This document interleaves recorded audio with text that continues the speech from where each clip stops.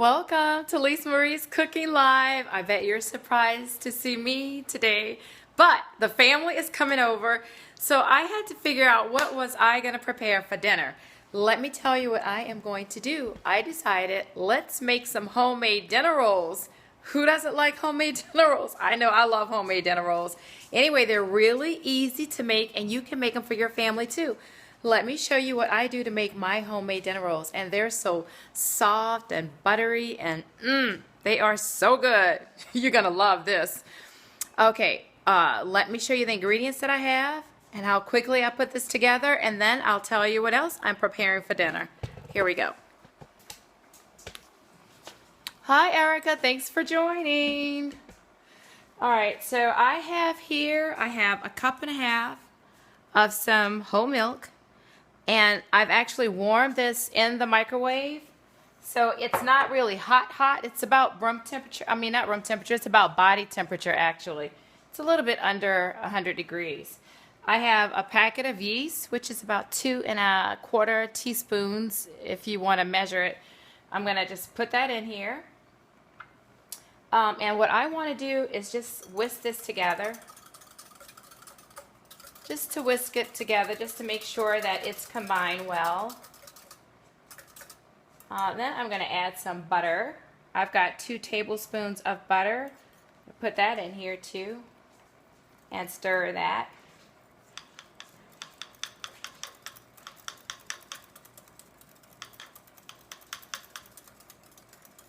You just want to get it mixed well together.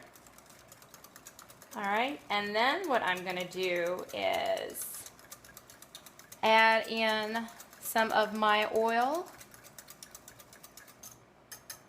I'm going to change this and put this in a different container because it's going to take up a lot of space. That's better. I want to put in some sugar. So as far as the butter, that was 2 tablespoons of butter that I used. I used 1 packet of yeast, and I used a cup and a half of regular whole milk. Now I'm going to add some sugar. This is basically about 1/4 cup of sugar. Put that in. That's going to help our yeast to grow. Whenever we put some sugar in, you don't want to put salt at this point. We definitely want it to grow. Hi, Lachey. Thanks for joining. And then also what I'm going to do with that butter, it's going to help it to be nice and soft. And also we're going to add some oil. So I have 3/4 cup of, I think I'm using canola oil today because I don't have vegetable oil. So you can use vegetable oil or canola oil. And we're going to just let this sit on the side and let that yeast grow. So the yeast will grow and it'll get a little bit higher here in the cup. Takes about a good 5 to 7 minutes for that to happen. Are y'all having a good Easter Sunday, Resurrection Sunday? So many different names, but we do appreciate what God has done for us. He is risen, no longer in the grave. Amen. Anyway, what I'm going to do now is prepare the flour. Let me show you what I do with the flour. I'll put it back down so you can see. Let's move this on the side. I actually have 5¼ cups of flour here in this bowl, and I am going to add that into my mixer because I'm going to do this on a stand mixer. You can get yeast, Lachey, at any grocery store, usually by the baking supplies. They sell yeast. It comes in little bitty packets. I use a lot of yeast, so I buy the big bags, but you can get it at the grocery store. So this is 5¼ cups of flour, and I'm going to add, here I have some salt. You can determine how much salt you really want to use, but I'm using a little bit more than a teaspoon of salt, and I'm using kosher salt. And this is 1 egg. It's at room temperature. So we're just going to pour all of that here in our mixing bowl. And I am going to use my paddle attachment. I've had it for a while, you can tell. And we are going to just combine this. I hope it doesn't go all over the place. We just want to get it mixed well. That's okay. You won't know if you don't ask. I don't definitely see that as a problem. Ask any questions. That's why I'm here. Okay, so this is combined well. Let me show you what's starting to happen with the yeast. It's starting to grow a little bit here, but it's not quite there yet. We're going to let it sit just for a few more minutes. But in the meantime, come see what else I'm doing. We are having chicken parmesan with some garlic mashed potatoes and some veggies on the side. Yes, I know, right? Yes, Lord. I had to think of something. I said, oh, I have chicken in the freezer. So let me take that out. I can make some marinara. And I'm going to show you what I'll do with the marinara because you can sort of, I want to say, cheat a little bit. So I have some tomatoes. I'll show you. Let me show you. I'm not going to show you the brand that I have, but look. I have some tomato sauce with basil in it.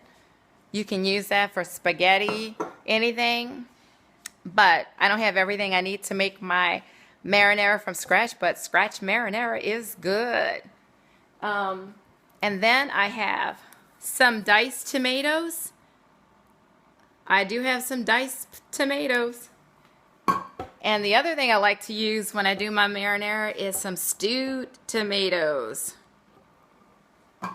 We're going to use all of that when we get ready to do it. Hi, Rodney. Hi, cousin. Good to see you joining. Y'all have to invite y'all followers to come and watch the things that I do in my kitchen. We're going to have fun today.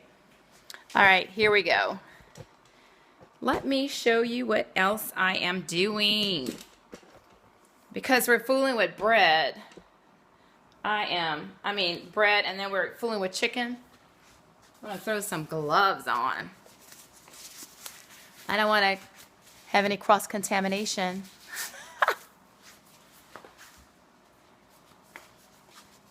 So let's put these gloves on while our yeast is doing the rise thing. Ta-da! Let's see. Give me a quick second.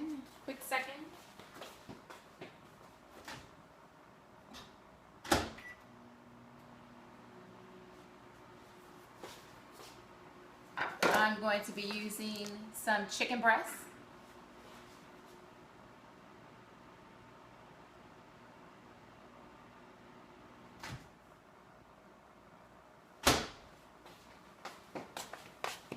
All right. Here we go. So what I'm doing with the chicken breast is I want to take my chicken breast and flatten them out a little bit for my chicken parmesan. So I have a freezer storage bag. I'm just going to sit this in here. And I have a little pounder with a flat side. I'm going to use that. And we're just going to pound it. I've already cut these chicken breasts in half, so I don't have a whole lot of pounding to do. I just want to thin it out.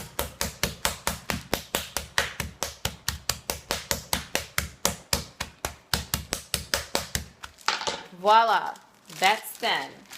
Show you what I did. So now it's thin. It's not so thin that you can see through it, but it's definitely thinner. And I am going to just put it here in this box. And, well, not a box, but in my little plastic container. Here's another piece. You can see the size is kind of thick. And then I'll put it in here and thin it out. Chicken parmesan is actually pretty easy and it's so delicious. Ooh, we're going to bread this and just do a little pan frying with it. And then throw it on top of some garlic mashed potatoes with some marinara on top and parmesan cheese. This is going to be so good.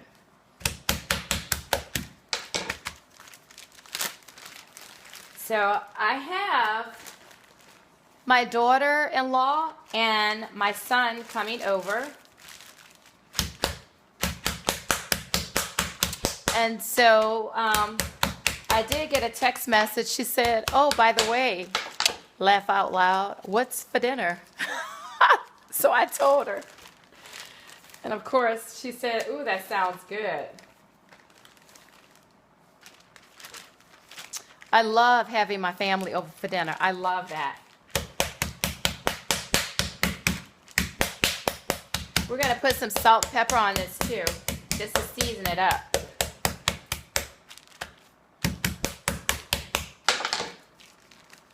I think our yeast is rising. I mean, it's getting... So I'm going to see this one is kind of thin. I'm not going to even hit this one that much.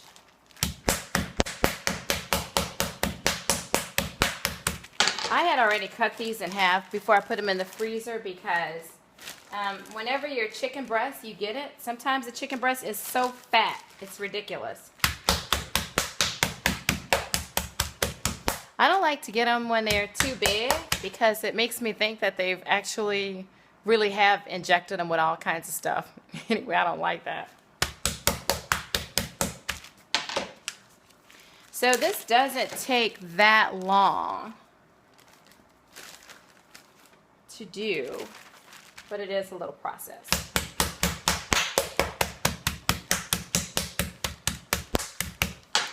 Has anybody ever made chicken parmesan? Anybody? Say something.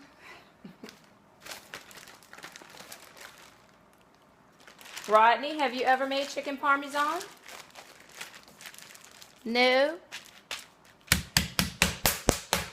I know you like chicken too, Rodney. I know it.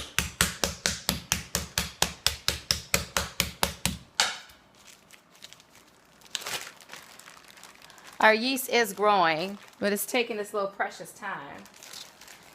Anyway, we can get some of this done. When you have so many things going in the kitchen, you have to multitask. Multitask. It makes things, it's like better time management when you're multitasking.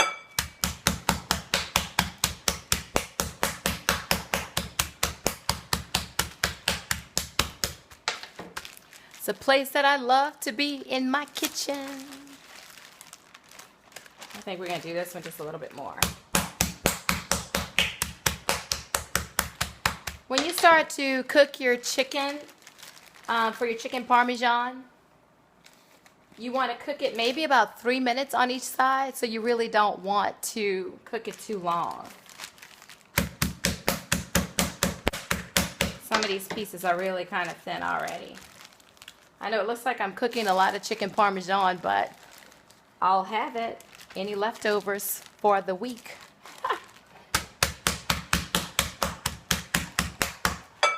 When we live busy lifestyles like that, hey Tracy, you have to really prepare ahead of time. So food prep is everything in this household. Here, another thin piece. It's not thick, it's thin. Almost done with this. This one's pretty thin. This one's pretty thin. And this one's thin. This is in the garbage. And then what we're going to do is, hi Dawn, thanks for joining. Happy Resurrection Day to you too, Tracy. Hi Robin. So what we want to do with this is we don't want to over season it too much. We do want to have salt and pepper. So let me just switch out my gloves right quick. Don't want any cross contamination. Look how dry my hands are. Taking them out of those gloves. Nice and dry. So I have some cayenne pepper, some red pepper flakes, salt and pepper. Hi Rhonda, thanks for joining. We're actually making dinner rolls and a few other things. Getting ready for dinner. We're having chicken parmesan. Hi Leisha, thanks for joining. Let me show you what's happening with our yeast. See, it's starting to rise to the top a little bit. It's proofing. It's rising, not proofing. We are going to be cooking chicken parmesan. I'm not doing everything at this specific time. Really, I'm getting my bread ready So my yeast is in warm milk, and I put some sugar in there to help it grow. So once it does develop a little bit and grow, all yeast is a little different. So you have to figure out what's happening with your yeast. So even though, hi Stephanie, it may only take about 5 minutes, but it could take about 10 minutes. On average, it takes me about 10 minutes for my yeast to really grow in my milk. I warmed my milk just to be like body temperature, so you don't want it too hot because you're not cooking your yeast. You just want it to be comfortable, like laying in there, just relaxing, and it just grows. It's good that way too. So we pounded our chicken. We're getting our chicken ready for the chicken parmesan. We wanted to thin it out, and we're going to put salt and pepper on it. And let me get my tongs.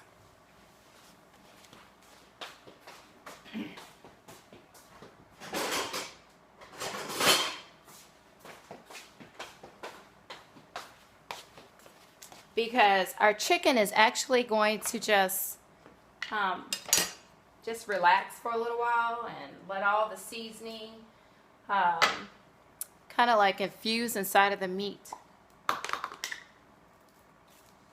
You know what's needed to season your meat. You can be generous or skimpy, but I don't like to be skimpy because I love to taste really good flavor. After all this work, you want to make sure you can really taste your food. We're going to put some red pepper flakes. I guess about, depending on how much chicken you have, and I'm going to use a little cayenne. Trying to get home from church. Hey! I had a really good church service today. It was great. I love cayenne pepper because just being from New Orleans, we like a little spice. I'm just going to add just a little oil to this, just a little.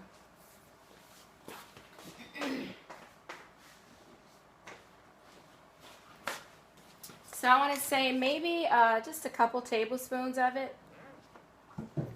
You can use any kind of oil that you have. And I just want to mix my chicken up. Just so that I can take that salt and pepper and cayenne, just get it on all the pieces.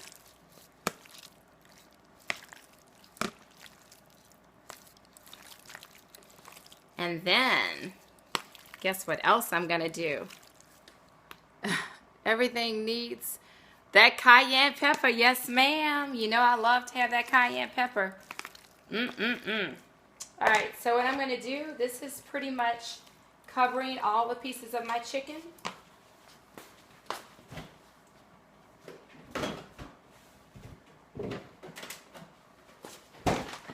I have some buttermilk. I'm going to put a little buttermilk on my chicken too. Just a little bit. Just to coat the pieces with the buttermilk.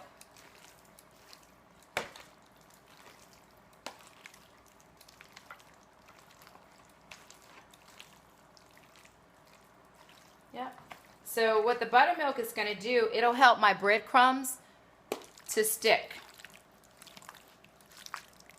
So I've got the buttermilk coated on my chicken. I don't have it smothered in buttermilk. I just have it coating. Hi, Sherry. Thanks for joining. Happy Easter to you, too.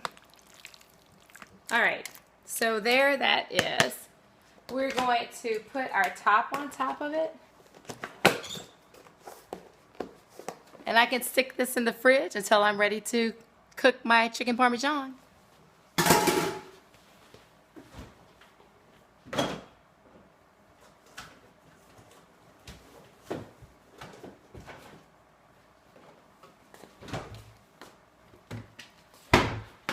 The other thing that I like to do is keep these little these sanitizing wipes, so I can wipe everything off. I put my chicken inside of a storage bag to pound it, so I didn't have to worry about getting it all over the countertop.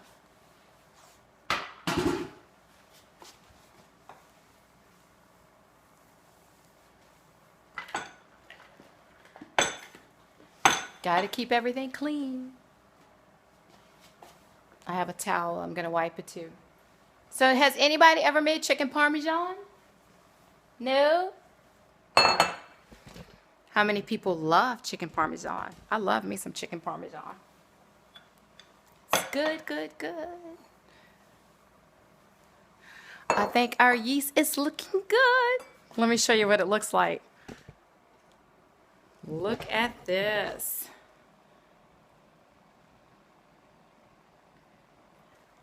That's what you want to happen. You want it to grow.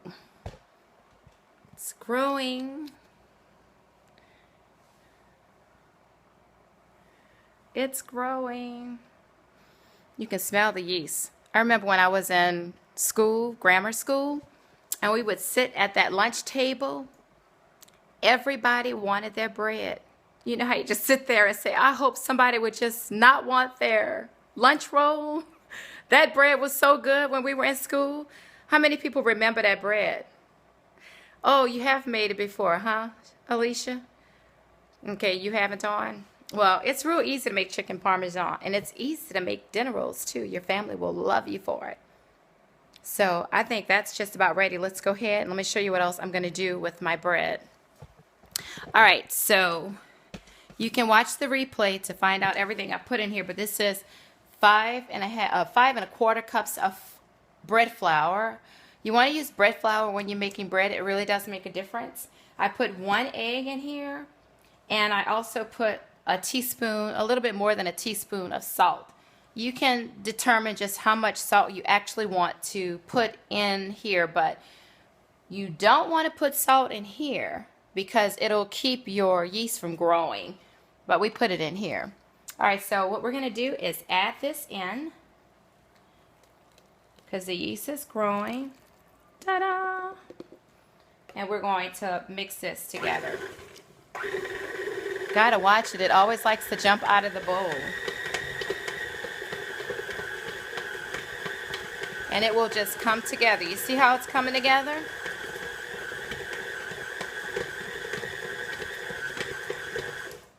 Voila. That is together.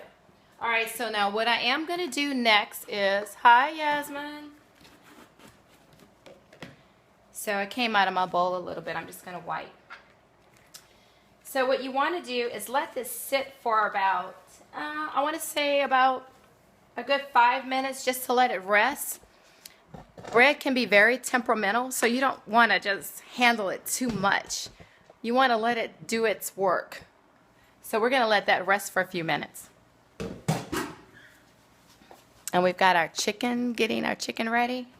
The other thing that I'm thinking about doing, hi Gail, is making a cheesecake.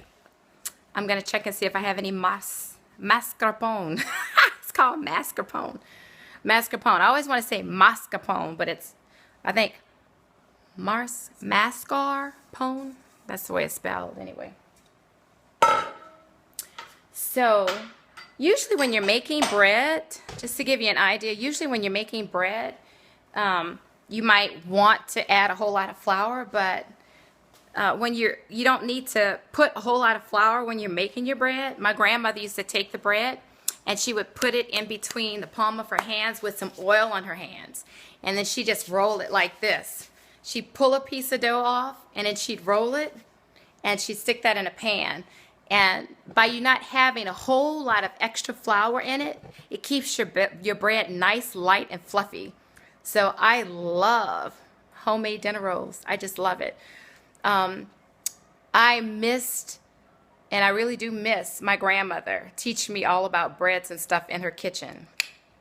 Once they're gone, you know. But I do have a lot of memories, and she did teach me a lot of things, so. All right, let's see what we're doing here. We're letting that rest for a little while.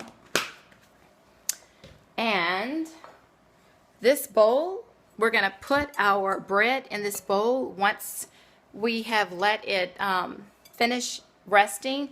I'm actually going to use a dough hook because I want to, it's like pizza. When you have pizza and you have to knead and knead and knead, or any other kind of bread, a lot of times you do a lot of kneading. Well, I'm going to let my dough hook do the kneading for me. Hi, Capria. Getting a good view, huh?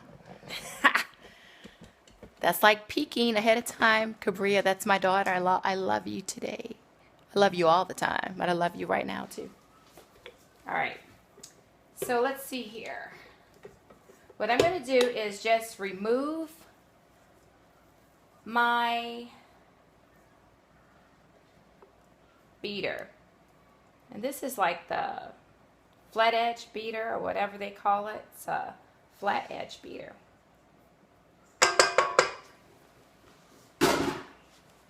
It's been close to 5 minutes. You just want your dough to just, let me show you what it looks like. It's like you can see it's not really together, but it's so soft. So soft. Hi, Ava. So I'm going to put my dough hook in. And then this I'm going to let just for a few minutes on low. Everything's being done on low because we're loving on our bread right now. We don't want to beat it up. We want it to be good to us, especially on those taste buds. So we want this to come together. It's going to come together. Just for a few minutes we're going to do this. See how it's doing all the kneading for me?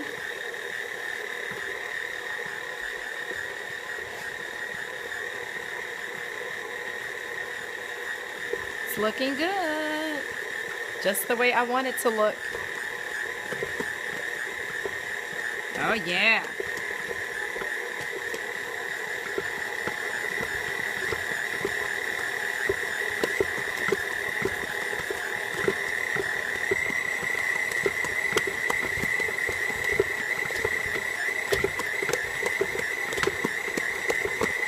I love these stand mixers.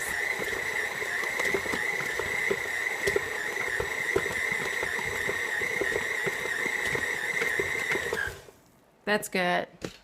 I'm done kneading. That was a lot of work. Hey, baby bro. Thanks for joining. Oh, that's Macy. Hey, Macy. Hi, cousin. Tell Mom I said hi. All right. So now what we're going to do is, let's see if this is exactly like I want it to be.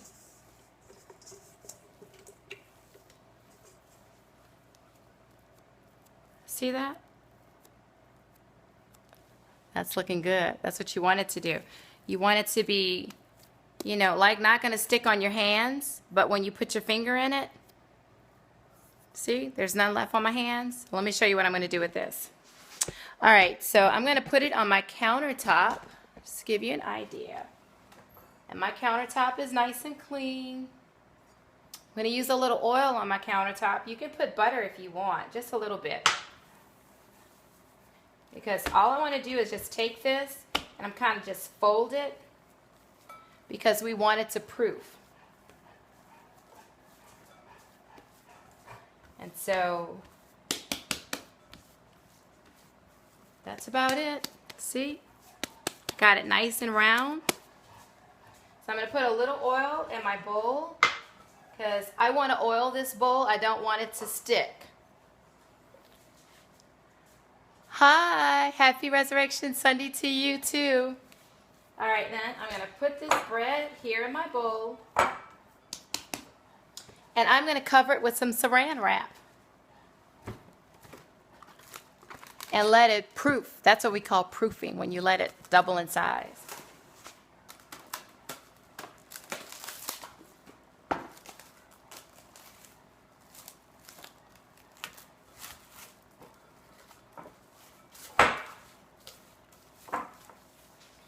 Voila! The bread is in the bowl. It will proof. Now I have to find a warm spot for it, and you would think that here in North Texas this time of the year it would be nice and warm. And a lot of times I'll just sit this on my patio and let it proof. You got to find a warm spot for it. But because it's not that warm, and it's not hot, but it's a little breezy and cool. It was in the 50s when I went to church. I am going to sit it inside of my oven. My oven is like draft free, but I think the oven's going to be a little bit on the, you know, not exposed to too many more of the elements, and it'll just rise in there. So I'm just sitting it in the shelf in the oven, closing it. Like I said, normally I would put it on a patio or something, or you could put it in a laundry room, or you could turn your oven on and sit it on a chair next to the oven. There's a lot of different things that you can do to proof your bread. But we'll patiently just wait and it will be ready. And in the meantime, what I'm going to do is I'm going to get some things together for the chicken parmesan and the cheesecake, and then I will come back. So make sure you share me with your followers. Tell them to come back and watch me make some chicken parmesan in my chicken. This is Lisa Marie's Cooking Live, and I love having you joining me in my kitchen. Thanks so much for coming. Don't forget to share me. Tomorrow night, I'm making summer salads. You don't want to miss that. See you soon. Bye.